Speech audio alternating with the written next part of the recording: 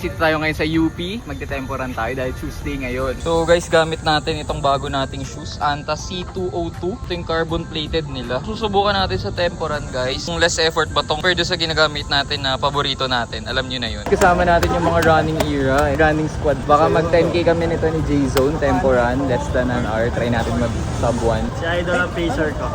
Siya nga, kaya nga ako naghahanap ng kasabay. Tara.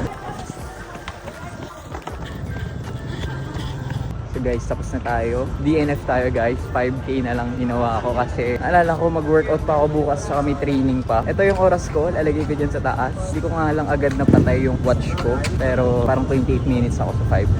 Yung about dito naman guys sa shoes, itong Anta C202 na carbon plated. Hindi ko ramdam yung pagiging carbon plated niya guys. Hindi ko sure kung maganda to pang race day, pero siguro temporan goods na. May unting tulak naman compare sa non-carbon plated. Saka medyo masikip yung sizing niya. Pero ako rin may kasalanan kasi nag-half size down ako. I-true to size nyo na lang. Kasi yung nakaraan ko guys, naka-Anta PG7 ako. Laki sa akin. Pero ngayon, baka better guys na TTS nyo na lang to. Saka itong bone conduction earphone ko guys, na low-bat. Ayun, tinamad na ako tumuloy kasi nakikinig ako sa Cool Pulse eh. Ganda na ng kwentuhan eh. Pero kudos din dito sa earphone na to guys, ang tagal niya malobat. Siguro 2 weeks to yung full charge. So abalik bis tayo, yung mga kasama natin nagkikwentuhan lang doon. Diretso good food.